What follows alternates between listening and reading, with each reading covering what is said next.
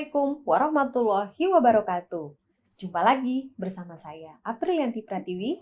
Kali ini pada video pembelajaran dengan tema Teori-teori komunikasi antar budaya kedua.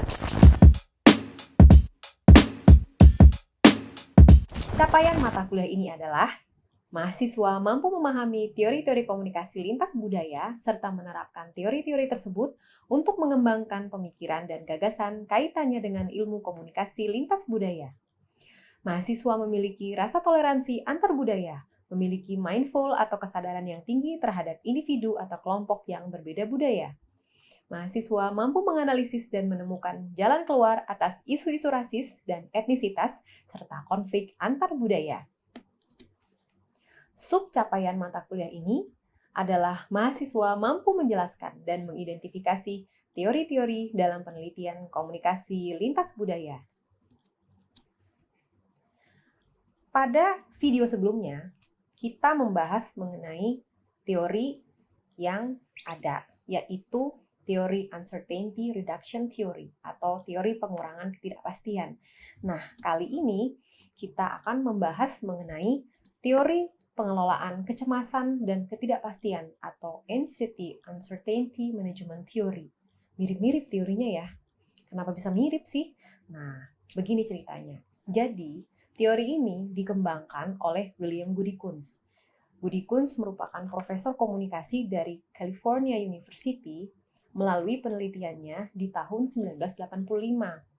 Teori ini, teori pengelolaan kecemasan dan ketidakpastian atau Anxiety Uncertainty Management Theory adalah pengembangan dari teori yang dibuat oleh Goody Kunz sebelumnya, yaitu teori pengurangan ketidakpastian atau Uncertainty Reduction Theory.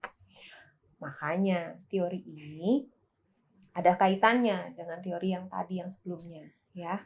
Jadi akan ada sedikit perbedaan, ada sedikit persamaan ya antara teori yang kita akan bahas kali ini dengan teori yang sebelumnya. Anxiety Uncertainty Management Theory membahas tentang keefektifan komunikasi antar budaya. Teori ini menjelaskan bahwa dasar untuk dapat mencapai komunikasi secara efektif dengan orang asing atau stranger atau orang yang berbeda budaya dengan kita adalah kemampuan untuk mengontrol perasaan ketidaknyamanan atau anxiety dan ketidakpastian atau uncertainty. Terdapat dua konsep dalam teori ini, yaitu yang pertama adalah ketidaknyamanan atau anxiety, yang kedua ketidakpastian atau uncertainty. Yang pertama, anxiety merupakan perasaan tidak enak, tegang, khawatir, gelisah, dan yang dirasakan seseorang terhadap apa yang akan terjadi pada diri orang tersebut. Anxiety merupakan sebuah respon afektif atau respon sikap yang mana dapat menciptakan motivasi untuk berkomunikasi dan apabila dikelola dengan baik, maka dapat menciptakan suatu komunikasi yang efektif. Dalam komunikasi atau kondisi intergroup communication, anxiety cenderung lebih tinggi dibandingkan dengan kondisi interpersonal communication. Namun, anxiety bersifat dinamis dan cenderung menurun apabila kita telah merasa nyaman dengan orang tersebut. Jadi, ketika kita sudah merasa nyaman dengan lingkungan kita, tempat kita sedang berkumpul, maka tingkat ketidaknyamanan itu tentu saja akan cenderung menurun. Sebaliknya, ketika kita berada di tempat yang baru, maka tingkat ketidaknyamanan itu akan tinggi. Kemudian konsep yang kedua adalah uncertainty atau ketidakpastian.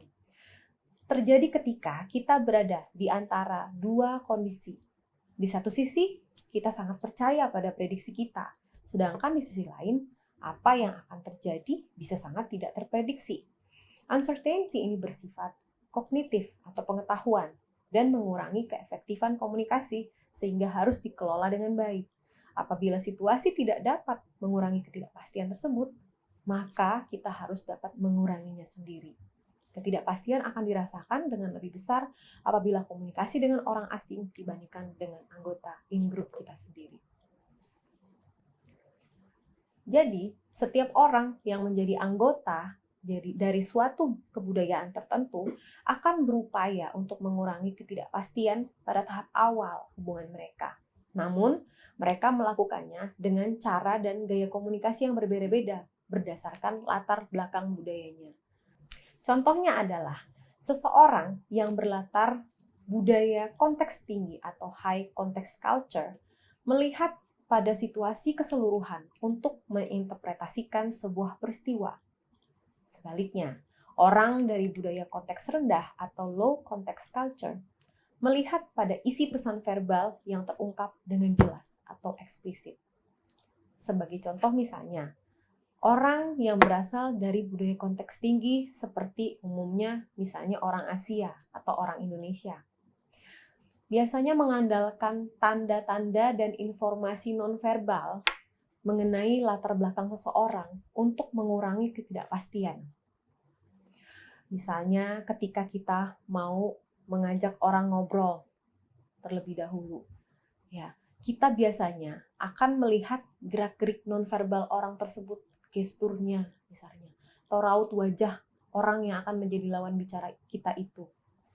Jadi disitulah kita memprediksi, ya, apakah orang ini mau nggak sih dia diajak saya ngobrol, atau dia nggak mau, wah kayaknya dia cemberut ya, kayaknya dia nggak mau deh diajak saya ngobrol. Nah itu ya, jadi biasanya orang dari budaya konteks tinggi akan memprediksi sesuatu itu dengan melihat tingkah laku nonverbal orang lain, tanda-tanda dan informasi nonverbal tersebut, baik itu dari gestur ya, atau juga dari raut wajahnya dan lain-lain sebagainya.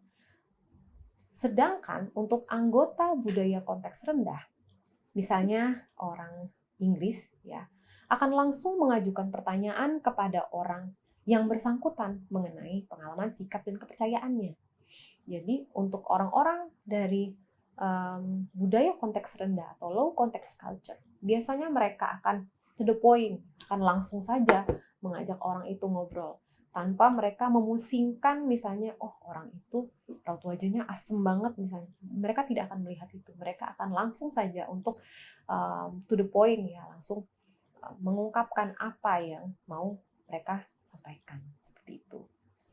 Nah, lalu bagaimana perbedaan antara teori pengurangan ketidakpastian atau uncertainty reduction theory dengan teori pengelolaan kecemasan dan ketidakpastian atau anxiety uncertainty management theory ini?